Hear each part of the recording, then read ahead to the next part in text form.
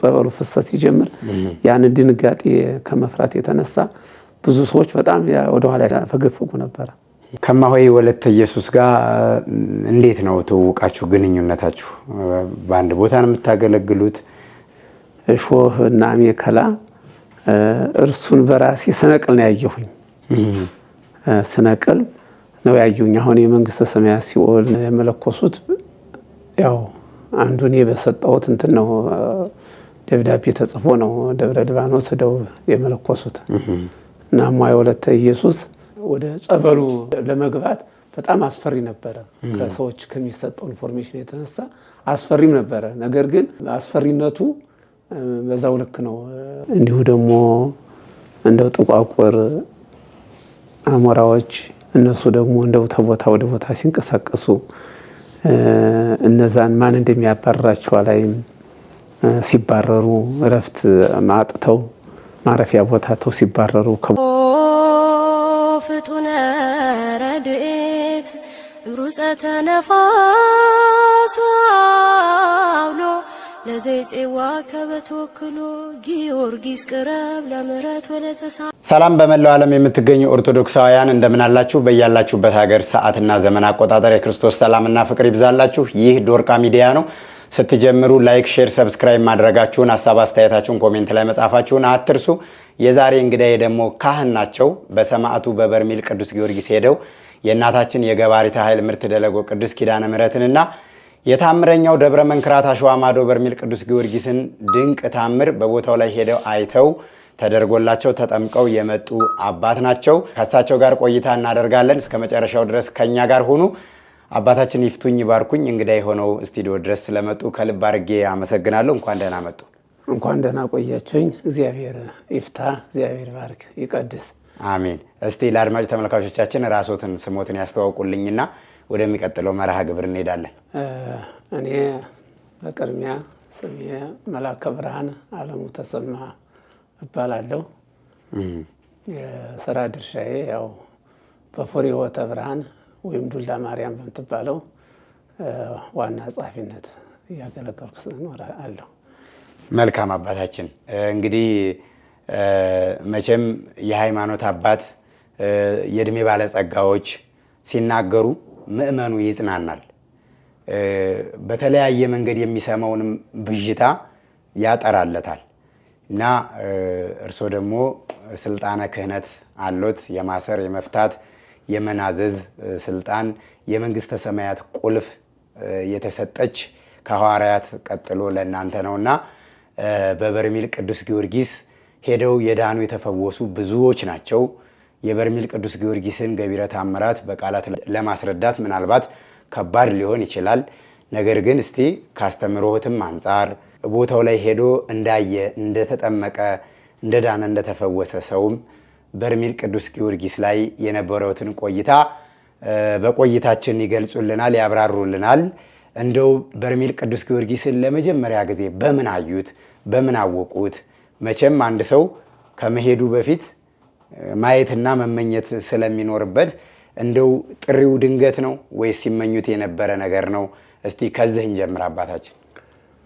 እሺ፣ በመጀመሪያ ወይቲ ቆነተኒ ይላል ይህች መከራዬ 50 ሰዎችን ለትንሣኤ በዓል እናቆርባለን ብለን ባቀረብንላችሁ ጥሪ መሰረት የእግዚአብሔር ምሕረትና ቸርነት የእናንተ እርዳታና ትብብር ተጨምሮበት የ60 ሰዎችን ልብስ ልኬት አስለክተን ጨርሰናል።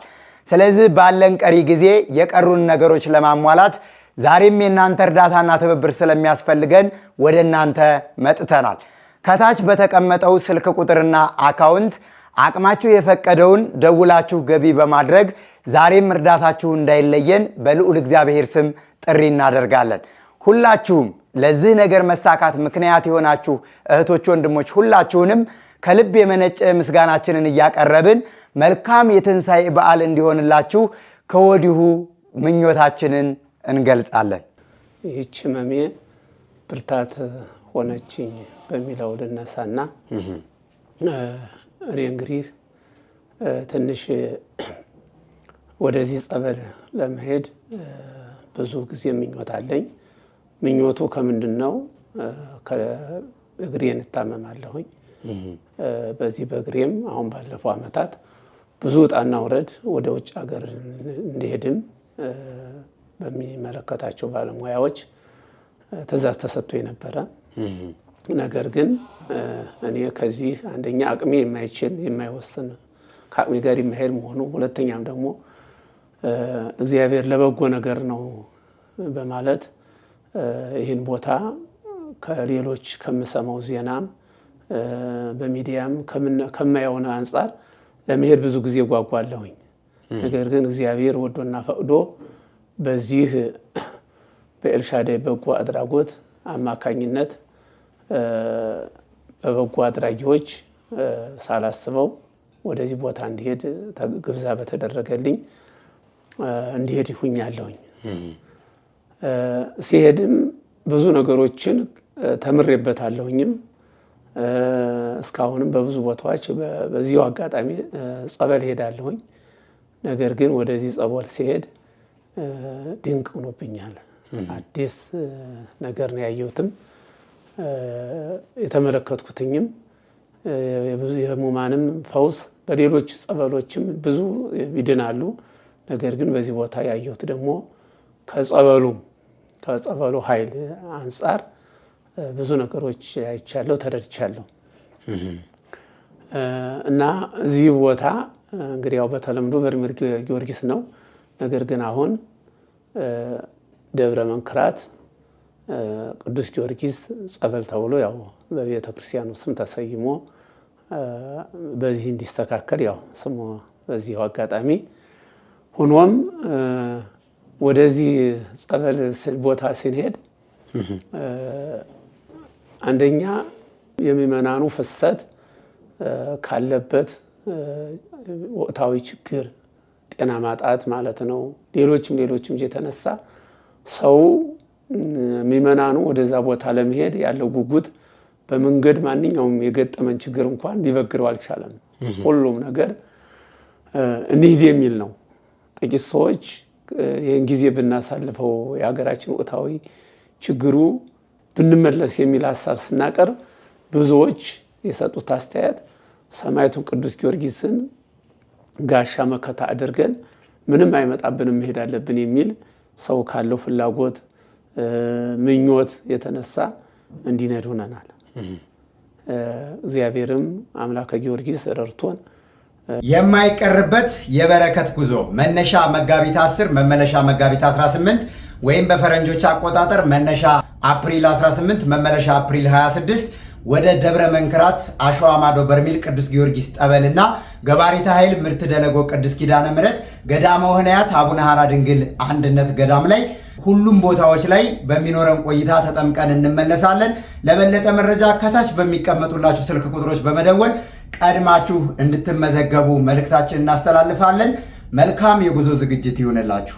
በዚህ በኤልሻዳይ በጎ አድራጊዎች ልጆች ማህበራት አስተባባሪዎች እነሱ ባደረጉት እንደ እባብ ብልህ እንደ ርግብ የዋህ ሆነው እየተናበቡ ባደረጉት ጉዞ አንድም መሰናክል ሳይደርስብን ቦታው ደርሰናል። በቦታው ከደረስን በኋላም ዕለት ዕለት መረጃ በመስጠት በማቀበል እንዴት አገልግሎቱን መጸበሉን አጠቃቀም ካለው መረጃ ግልጽ በሆነ መረጃ እየሰጡ ስንገለገል እኔም አንዱ የፈውሱ በረከት ረድኤት ተሳታፊ እንዲሆን ችያለሁኝ። መልካም አባታችን፣ እንደው የሄዱበት መንገድ ብዙ ውጣ ውረድ የተሞላበት ነበርና እንደው ካስተምሮት አንጻር አሁን አንዳንድ ሰዎች ቅዱስ ጊዮርጊስ እዚሁ አዲስ አበባ እያለ እዛ ድረስ ሱዳን ጠረፍ ድረስ ምን ያስኬዳል የሚሉ ሰዎች አሉ። ጦርነቱን የሚፈሩ ሰዎች አሉ። ሌላ የተለያየ ነገር የመንገዱን የአቧራውን ሁኔታ፣ የፀሐዩን የሙቀቱን ሁኔታ፣ የአየሩን ባህሪ የሚፈሩ ሰዎች አሉና እንደ ሃይማኖት ግን በእንደዛ አይነት ውጣ ውረድ ድህነትን ፈልጎ ጠበል መሄድ ወይም ደግሞ ልክ በረከት ፈልጎ መጓዙ ተገቢ ነው አይደለም? እንዴት አዩት? በነገራችን ላይ የእግዚአብሔር ጸጋ የሚገለጠው በብዙ ውጣና ውረድ መካከል ነው። ብዙ ፈተና ጸዋቶ መከራ ባለበት መካከል እንጂ እንዲሁ ምቾትና ዱለት ባለበት ነገሮች ላይ አይገኝም።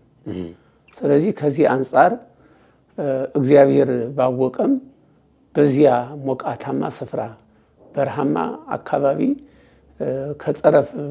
ከኢትዮጵያ ጸረፍ ከሆነው ቦታ ይህ ገቢረ ተአምር የእግዚአብሔር ድንቅ ስራ የደቀ ሰማዕቱ የቅዱስ ጊዮርጊስም አማላጅነት የእግዚአብሔር ቸርነትም እንዲገለጥ ያደረገው ከዚህ አንፃር ነው። ከዚህ አንፃር ነው እንጂ ጊዮርጊስማ መቼም እግዚአብሔር ያለው በምልአት ነው። እግዚአብሔር ያለው በምልአት ነው። እግዚአብሔርም እኮ በቤተልሔም የተወለደ ሰው የሰው ልጅ ለማዳን ያደረጋቸው ነገሮች ሁሉ እንዲሁ ፈተናና ጸዋቶ መከራ ባለባቸው አካባቢዎች እንጂ እንዲህ በተመቻቹ በቤተ መንግስት አካባቢ አይደለም። ለዚህም ነው ቅዱስ ዳዊት በቤተ መንግስት ከመንሮደቅ በእግዚአብሔር ቤት መጣልን ወዳለው ያለው። በቤተ እግዚአብሔር መጣል ብዙ መከራ ጸዋቶ መከራ ስላለ ነው። እና ለዚህም አቡ ቀለም ቅዱስ ዮሐንስ ምን ይላል? መከራውን የእግዚአብሔርን የኢየሱስ ክርስቶስን መንግስቱን ትግስቱን የምካፈል ወንድማችሁ ያለው ቤተክርስቲያን በመከራ ውስጥ አልፋ ነው ጸጋውን የእግዚአብሔርን ጸጋ የምትቀበለውና በዛ ፈታኝ በሆነ ነገር ማለፋችን የበለጠ የእግዚአብሔርን ጸጋ አንደኛ ደግሞ በእግዚአብሔር እንድንታመን አድርጎናል። እግዚአብሔርን ከፍ አድርገን እንድንጠራው ስሙን እንድንጠራ አዳኝ የሆነ ስሙን እንድንጠራው አምላከ ጊዮርጊስ እርዳን፣ አምላከ ጊዮርጊስ ታደገን ብለን እንድንጠራው አድርጎናል። እና ስለዚህ ፈተናው ቢኖርም ፈተናው ግን የእግዚአብሔር ጸጋ እንዲበዛልን አድርጎናል። መልካም እንግዲህ ከብዙ ውጣ ውረድ በኋላ በርሜል ጊዮርጊስ ደረሳችሁ። የመጀመሪያ ቀን ጥምቀት ለእርሶ እንዴት ነበረ? ወይስ ደግሞ ስለ ቦታው ከመግባትዎት በፊት ምን አይነት ቅድመ ሁኔታዎችን አደረጉ? በዚሁ አጋጣሚ እዛው ቦታው ላይም ወደ ቦታው ሲኬድም ቄደር መጠመቅ ንስሐ መግባት የሚባል ኢንፎርሜሽን ይሰጣል እና እርሶስ በምን አይነት ሁኔታ ነበር ተዘጋጅተው የሄዱት? ያው እንግዲህ መጽሐፈ ቄደር መጠመቅ ንስሐ መግባትም ሌሎችንም ነገሮችን ማድረግ ልዩ የሚያደርገው አንድ ሰው ለሆነ ነገር ሲሄድ መዘጋጀት እንዳለበት ለማድረግ እንጂ የሰው ልጅ ምንጊዜም ቢሆን ተዘጋጅታችሁ ንስሐ ገብታችሁ ተቀመጡ ነው የሚለው። እንግዲህ አሁን ወደዛ ቦታ ልዩ የሚያደርገው ለምንድን ነው? አንደኛ ሰው ወደዛ ሲሄድ እግዚአብሔርን በበለጠ እንዲያስበውና የነበረበትን ውጣና ውረድ ወይም የኃጢአት ግብር ያንን መተው እንዳለበት ይህም እንድናዘክር አድርጎናል። ከዚያም የተነሳ ብዙ ሰዎች እኔ ለቦታው አዲስ ነኝ፣ ነገር ግን ወደ ቦታው ስገባ የራሴን እንዳላስብ ያላደረጉ ብዙ ነገሮች አሉ። ምንድነው? ምእመናኖቹ ወደዛ ሲገቡ ከተለያዩ ሰዎች በሚሰጣቸው ኢንፎርሜሽን መደናገጥ፣ ብዥታ ነበረ። አዎ ጸበሉ በተለየ ሁኔታ ንስሐ መግባት እንዳለ መጽሐፈ ቄደር ሳይጠመቁ ንስሐ ሳይገቡ እንዲሁም ደግሞ ሰውነትን ሳይታጠቡ አዲስ ልብስ ሳይለብሱ ወደዛ ቦታ እንደማይገባ አድርገው በጣም ብዙ ሰዎች ብዥታ ከነሱ ተነስቼ እኔም ብዥታ ፈጥሮብኝ ነበረ። ነገር ግን ከሚመለከታቸው አካል በመጠየቅ ያው ቤተክርስቲያን አንድነቷን በመረዳት የገዳሙን ስርዓት ደግሞ መጠበቅ እንዳለ ያን ተረድቼ ከዚህም ንስሐ ያው ገብቼ ነው የሄድኩትኝ። ግን ከዚያ ወደ ጸበሉ ለመግባት በጣም አስፈሪ ነበረ። ከሰዎች ከሚሰጠው ኢንፎርሜሽን የተነሳ አስፈሪም ነበረ። ነገር ግን አስፈሪነቱ በዛው ልክ ነው። ምክንያቱም እስካሁን የለመድኳቸው የሚሄድባቸው የነበሩ ጸበሎች ወይም ውቅ ወይም ቀዝቃዛ ናቸው። ነገር ግን ከዚያ ራስን የመሰወር እንትኑ ከጸበሉ ሲጠመቁ መጠበል ሲጀምሩ ራስ የመሰወር እንትን ገጥሞኛል እና ከዚያ የተነሳ ልዩነት ከሌሎች ጸበል ልዩነት ፈጥሮብኛል። የመጀመሪያ ቀን ጥምቀቶት እንዴት ነበር? ለእርሶ ሂደቱ እንዴት ነበር? በጣም ለመናገር ይከብደኛል እና ያው ከሰው ጋር ስለሆን እንደው ወደፊት አይምሮ ማለት ከጥምቀት በኋላ ከተጠመቅኩ በኋላ አይምሮ ምናልባት በዚህው እንደው የማስተዋሉና ያለማስተዋሉ ይፈጥርብኝ የሚሆን በጣም ተጨንቄ ነበረ። ምክንያቱም ስንገባ መጀመሪያ ጸበሉ ስንጠመቅ በመዓዛው ሰውነታችን አእምሯችን ተለውጧል። መሰወር የሚለው ማለት ነው። ከዚያ በኋላ በጣም ማንነቴን እስከማውቁ ድረስ በጣም ምን እንደማወራም ምን እንዳየውም አላውቅም። ግን እንደማወራ የሆነ ነገር እንደሚታየኝ አስብ ነበረ አይምሮ ሲመለስልኝ ማለት ነው። ግን ከዚያ በኋላ ምንድነው እዚህ ቀጣዩ ህይወቴ ምን ይሆን እንዲሁ አይምሮ የተስተካከለ ይሆን የተዛባ ይሆን የሚለው እንትን ነበረኝ፣ ስጋት ነበረብኝ። ወደ ራስዎት ሙሉ በሙሉ የመመለስ እድሎት ጠባብ እንደሆነ አስበው ነው? ማለት አዲስ ነገር ስለሆነ አንደኛ አዲስ ነው ይሄ ክስተቱ፣ አዲስ ክስተት ስለሆነ እንደዚህ ያለ ደግሞ አዲስ ክስተት ሲከሰት የሆነ ችግር ይፈጠራል ብለህ ቀጣዩ እርምጃ ያሳስባል። እኔ ደግሞ ለቦታው ብዙ መረጃ የለኝም፣ እንደዚህ ያለ መረጃው ከፊት የለኝም። በቪዲዮ ምስክርነቱን አያዩም ነበር?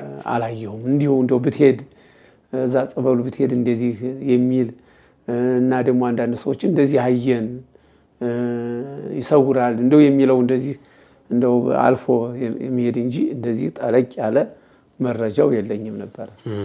አንዳንድ ምዕመናኖች፣ የሃይማኖት አባቶች፣ ካህናት የሚሆኑ ዲያቆናት፣ መነኮሳት ያዩትን ነገር ለመናገር አውቀው ይሁን ፈርተው ይሁን ይሸሽጋሉ። ምዕመናኖች ናቸው ስለ ቦታው በደንብ ማስረዳት የሚችሉት ብለው ሀሳብ አስተያየታቸውን ኮሜንት ላይ ይጽፋሉ። እርሶስ ያዩትን ነገር እንደው ለመደበቅ ለመቀነስ ሰው እንዲህ ይለኛል፣ አሁን ይህን እኔ ካህን ሆኜ እንዲህ ብል የስራ ባልደረቦችም አካባቢ ላይ አብረው የሚኖሩ ማህበረሰብም እንደው በዚህ ልክ መናገር የለብኝም በራሴ መጥኜ ማስቀረት ያለብኝ ነገር ይኖራል ብለው የተዘጋጁት ነገር ይኖራል? እንደው ያየነውን እንናገራለን የሰማነውን እንመሰክራለን የሚለውን አምላካዊ ቃል ይገልጹታል። እንግዲህ አሁን ምንድነው ሰው ያየውን እንዲመሰክር የሰማውን እንዲናገር ተጽፏል። እኔ በተፈጥሮም ሆነ በዚህም ባለኝ በስራ ድርሻዬ ያው በዘመናችን ብዙ ነገሮች ይወራሉ። ብዙ ነገሮች አሉባልታዊም ሆነ አዎንታዊ የሆኑ ነገሮች ይነገራሉ። ስለዚህ አዎንታዊ የሆነውን ነገር በአዎንታዊነት መናገር አስፈላጊ ነው፣ ለአንድ ካህንም ተገቢ ነው። ምክንያቱም አሁን ምእመናን በብዙ ነገር አሉታዊ ነገሮች እንደውም የሚበዙት አዎንታዊ የሆነው ነገር ባለመነገሩ ነው። ስለዚህ አዎንታዊ የሆነውን ነገር ለምእመናን ማድረስ ይሄ በመድረክም እኮ ምስክር እየሰጠን ነው። በመድረክ ላይ እኮ ሰዎች እንዲተደርጉልናል ያሉ ብለውን የነሱን ሐሳብ ተቀበለን እያስተላለፍን ነው። ስለዚህ አዎንታዊ ያየሁትን ነገርና የዋልኩበትን ነገር ብናገር ይሄ ሰማዕትነትን ወይም ከምእመናን እንዳንዱ እውነተኛ ክርስቲያን ያደርገኛል እንጂ ከክብር የሚያሳንሰኝ ነገር አይኖርም። ካየሁትኝም አልጨምርምም አልቀንስም። መልካም። የሁለተኛ ቀን ጥምቀቱስ እንዴት ነበር? እኔ በጥምቀቱ ዙሪያ ላይ በጣም እጨነቅ ነበር። በጣም እንደው ከመጀመሪያው ጀምሮ እስከ መጨረሻው ድረስ ልጠመቅም አልጠመቅም የሚል በጣም የመጀመሪያውን ቀን ፈተናውን ስላየሁኝ ልክ ይመላለስብኛል የፈተን እንትኑ ማለት ነው።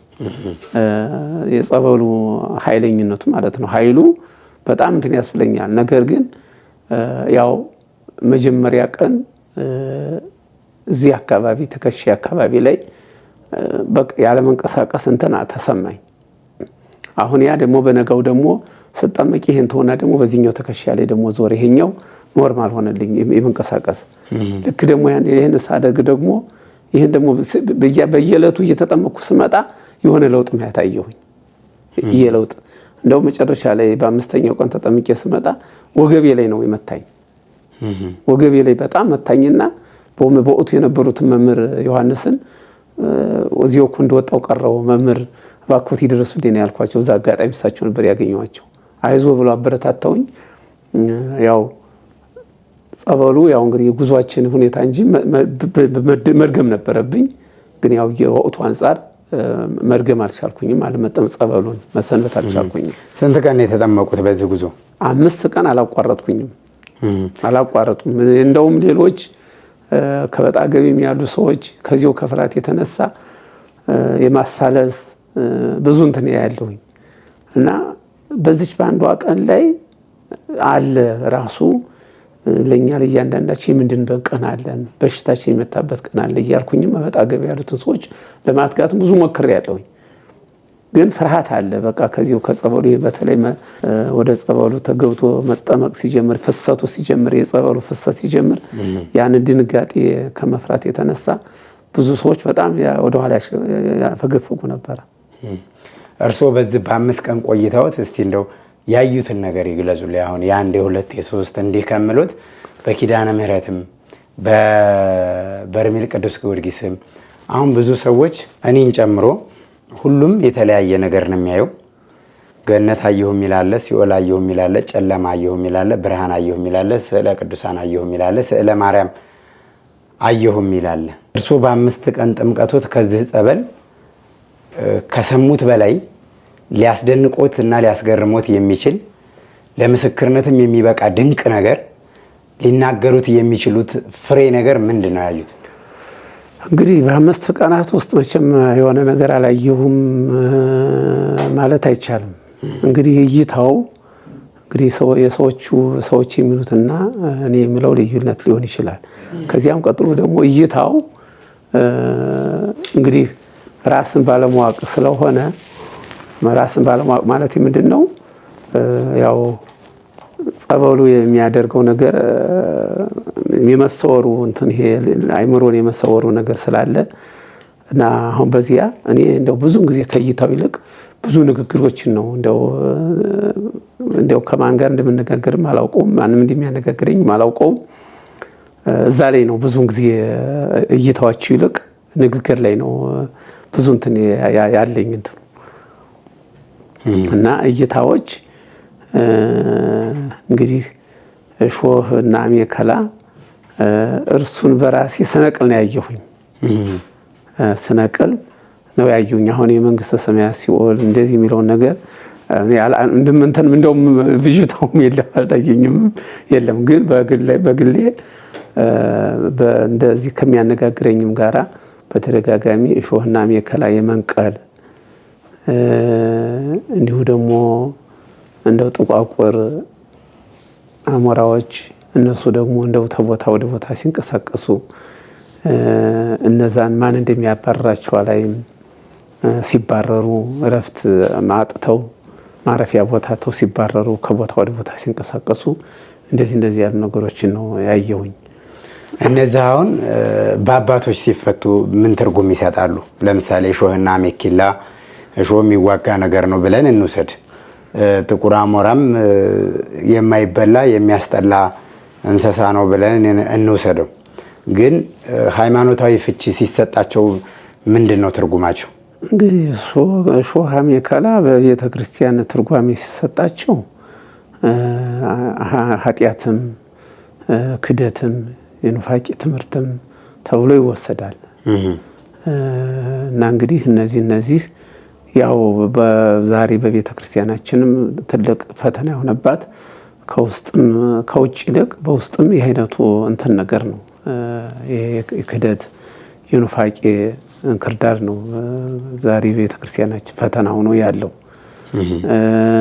አሉባልታዎች በቤተ ክርስቲያን መድረክ ላይ የሚሰጡ የቤተ ክርስቲያንን ትምህርተ ወንጌል አስቶ ከመናገር ይልቅ ዋዛ ፈዛዛ የሆኑ ነገሮች ይታያሉ በብዛት በውስጥም በውጭም አገልግሎት ማለት ነው።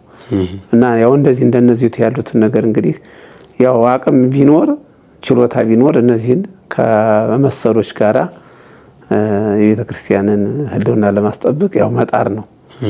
አሞራ እንግዲህ ያው በቤተ ክርስቲያን የሚተሰጠው ምንጊዜም ያው ሰይጣናትን ነገር ነው የሚወክለው።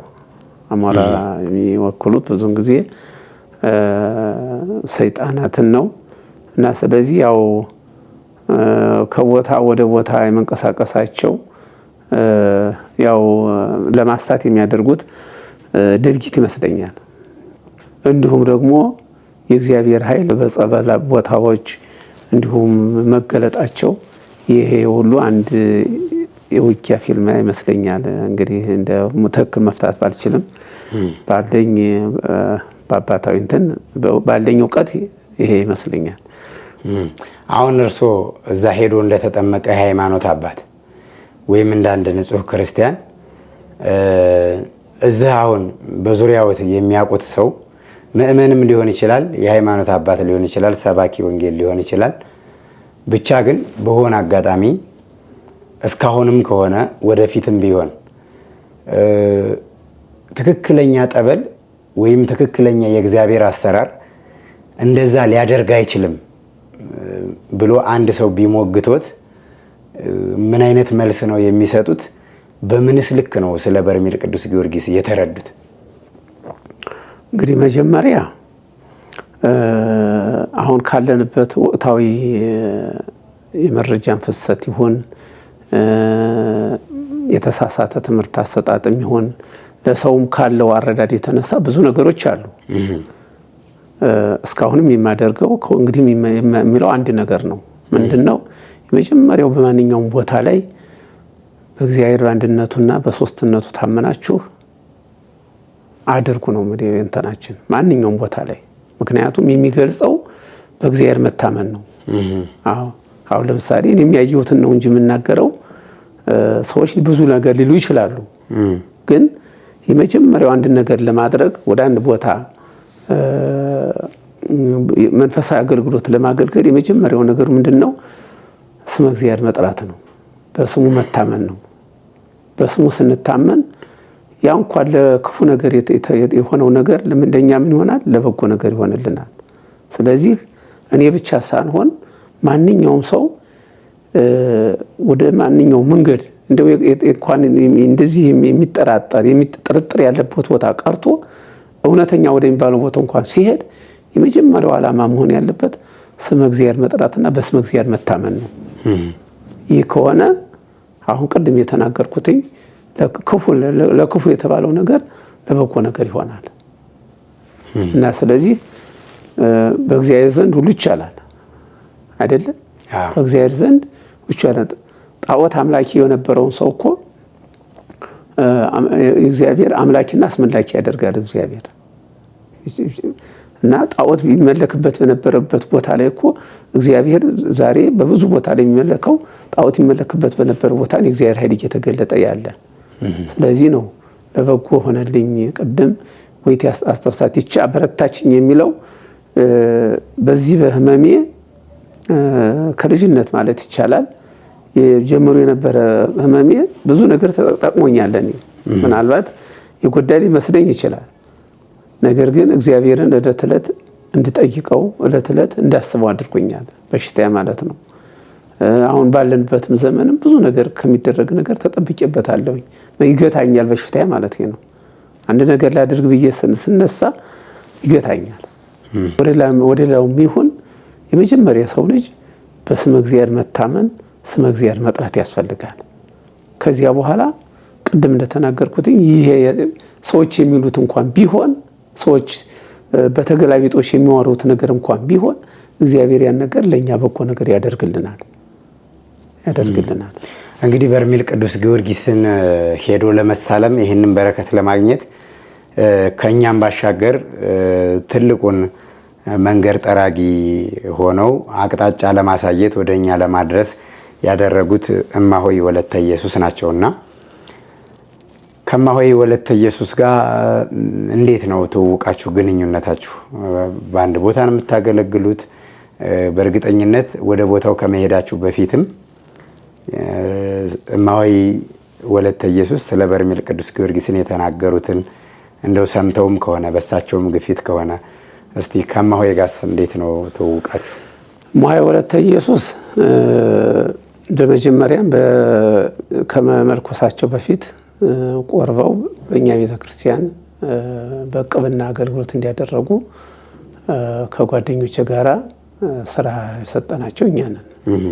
ከዚያም የመለኮሱት ያው አንዱ እኔ በሰጠሁት እንትን ነው ደብዳቤ ተጽፎ ነው ደብረ ሊባኖስ ሄደው የመለኮሱት እና እማሆይ ወለተ ኢየሱስ ያው ገና ሕፃን ናቸው እና እንደ አባትነት ያው በዚህ ሚዲያ ላይ የማይነገር ብዙ አባታዊ ምክር እየሰጠው እያሳሰብኩ እንዳይሰናከሉ እግር አያብዙ ከዚህ አሁን ከሚባለውም አንዳንድ ነገሮች ከሚባለውም ነገር ከእንደዚህ ያለ መራቅ አለበት የሚል አባታዊ ምክር እየሰጠው እየገሰስኩኝ መጀመሪያ መጨረሻ ላይ በዚህ በፍቅር እያለን ቤተክርስቲያናችን አሁን እየተሰራች ነው። ይችን ቤተክርስቲያን እንደው መቤቴ ከፈቀደችልዎት በዚህ ለመቤታችን ሙለት አለበት ለዚህ ታላቅ ማዕረግ ከበቁ ከሰው ጋርም ካለዎት ትውውቅና ግብብነት የተነሳች ቤተክርስቲያን እንዳሰሩ አደራ ሰጥቼዎታለሁ እያልኳቸው በዚህ መካከል ላይ ነው እንግዲህ እሳቸው ተቀይረው ወደ ሌላ ቦታ ሄዱ እና ከዚያ ያው በስልክ እንደዋወላለን፣ ሰላምታ እንሰጣጣለን። ያው በእንደዚህ እያለ ስንኖር ያው መጀመሪያ ላይ በዚህ በዶርቃ ሚዲያ ላይ እንደዚህ ያለ ፕሮግራም አስተላለፉ የሚል እንዲሁ በወሬ ደረጃ ሰማሁኝ። እሺ መጨረሻ ምን አይነት መልእክት አሉት? የሚያመሰግኑትም ካለ የሚያስተላልፉትም ካለ ጥሪ የሚያደርጉትም ካለ? እስቲ መጀመሪያ ከምስጋና ልጀምርና እኔ በእማሆይ ወለተ እንግዲህ ያው መቼም ተመስጋኝ እግዚአብሔር ነው። የመጀመሪያው ተመስጋኝ እግዚአብሔር ነው። እግዚአብሔር ሲባርክ እግዚአብሔር ሲቀድስ በሰዎች አድሮ ችግርን ይፈታል እና እኔ በወቅቱ የነበርኩበትኝ በዚህ በህመሜ ምክንያት በጣም የተወሳሰበና የተመሰቃቀለ ችግር ላይ ነበር የነበርኩትኝ እና ወደዚህ ወደ በርጂ ጊዮርጊስም ለመሄድ ብዙ ጊዜ ፍላጎቱ ምኞቱ አለኝ። ነገር ግን ምኞቱና ፍላጎቱ ቢኖር አቅም ባለመኖሩ እኔም ጤና ያጣው የሚያገለግልበት ቦታ በቂ ደሞዝ የማይከፍል ከዚያም ደግሞ ልጆች የማስተምር ስለሆነ አቅም በጣም በማነሴ ከአቅም ማነስ የተነሳ ፍላጎቱና ምኞቱ ቢኖረኝ ለብዙ ወራት ሳለር ቆይቻለሁኝ እና እግዚአብሔር መቼም የሻቱን የለመኑትን የማይነሳ አምላክ እማሆይ ወለተ ኢየሱስን በዚህ ኤልሻዳይ በጎ ማህበር አድራጎት ምክንያት እንዲሄዱ አስመዝግቤዎታለሁኝና በጎ አድራጊ ወይዘሮ ሀና የምትባል ሴትዮ እንዲህ ያለ ችሮታ ስላደረገችልዎት እንዲሄዱ የሚል ግብታዊ ጥሪ ነው የደረሰኝ እና ይሄ ሲደርሰኝ እንግዲህ ወቅቱ የሚታወቀው አብይ ጾም ነው። አብይ ጾም ደግሞ በእያንዳንዱ ቤተክርስቲያን ሰፊ አገልግሎት የሚሰጥበት ነው እና ለስራ ባልደረቦች እንዲህ ያለ ነገር ስለገጠመኝ ስራዬ እንዲሸፈኑ ብዬ በግብታዊ ነገር ነው ብድግ ብዬ ሳለ አጉረመርም ሳልጠራጠር ወደዚህ የመጣሁትኝ እና ስለዚህ እማሆይ ወለተ ኢየሱስም እግዚአብሔር ምንኩስናቸውን ደግሞም ለቤተክርስቲያን ብዙ ቀናኢ ናቸው። ቤተክርስቲያን ለመርዳት ብዙ ምእመናን እያስተባበሩ የተቸገሩ ቤተክርስቲያን በበዓላት ወራት የሚያደርጉት አስተዋጽኦ ቀላል ነገር አይደለምና እግዚአብሔር እንዲሁ በበጎ ስራ እንዲያጸናልን የአምላካችን ቅዱስ ፈቃዱ ይሁንልን። አሜን። ደግሞ ምክንያቱ ናችሁ እኔ ብቻ አይደለሁም ከኔ ጋራ ብዙ እንዲሁ በጎ ነገር የተደረገላቸው ሰዎች እንዳሉ በጉዜ ተረድቻለሁ በዚህ በኤልሻዳይ ማህበር ምክንያት ማለት ነው እና ስለዚህ ምክንያት ናችሁና እግዚአብሔር አምላካችን በሐሰት አይደለ በእውነት ይህን ማህበር ኤልሻዳይ በጎ አድራጎት ማህበር እንዲጠብቅልን ቅዱስ ፈቃዱ ይሁንልን። ማህበሩን በዚህ ከፍ ያለ አክብሮት አለኝ። ሳላመሰግን ማላልፍበት ምንድነው በጉዟችን ላይ ብዙ አይነት ፈተናዎች ገጥመውናል። ነገር ግን ያን ፈተና ያለምንም ማመንታት ያለምንም ማቅማማት በመናበብ ድምጽ ሳይሰማ በመናበብ የህዝቡን ፍላጎትና ምኞት የጊዜውን የገንዘቡን የጉልበቱን ብክነት እንደው ሜዳ ላይ ሳይቀር በጥበብ እንደ እባብ ብልህ እንደ ርግብ ሁን በሚለውን አምላካዊ ቃል በመጠቀም ቦታው በሰላም አድርሳችሁ በሰላም ለየቤታችሁ ስላበቃችሁን ይህ ማህበር እንዲጠብቅልኝ ቅዱስ ፈቃዱ ይሁንልኝ። አሜን። ደግሞ እንግዲህ በግል እንግዲህ እስካሁን በጎ አድራጎት ያደረጉልኝን ወይዘሮ ሀናን እስካሁን አላገኘኋቸውም በስልክ። ሆኖም ግን ባሉበት እግዚአብሔር በረከቱን ረድኤቱን ይስጥልኝ ይላለሁኝ። ለእኔ በጣም ይህን ያህል ገንዘብ እርዳታ ሲደረግልኝ እስካሁን በንስሐ ልጆቼ በ1000 በ2000 የሚቆጠር እርዳታ ተደርጎልኝ ሊሆን ይችላል። ነገር ግን ይሄ ትልቁ የመጀመሪያ ትልቅ እርዳታ ነውና እግዚአብሔር እጥፍ ድርብ አድርጎ በነፍስ በስጋ እግዚአብሔር በረከቱን ረድኤቱን እንዲያድልልኝ ባሉበት እስከነ ቤተሰቦቻቸው ይድረስልኝ። አሜን። ከዚህ በመቀጠል ለመላው ለኦርቶዶክሳውያን የማስተላልፈው መልእክት ምንድነው? ዛሬ ያልታመመ ጀርባው ያልጎበጠ ማንም የለም። ጨርቅ ስለለበሰ ቤት ስለሸፈነው እንጂ ዛሬ መከራ ሰዓት ነው እና ወደ በርሜል ቅዱስ ጊዮርጊስ ጸበል ለመሄድ የሚጠይቀው አንድና አንድ ምንድነው? መታመን ብቻ ነው። በእግዚአብሔር መታመን ብቻ ነው። በእግዚአብሔር ማመን። ምክንያቱም ለእግዚአብሔር የሚሳነው ነገር የለም።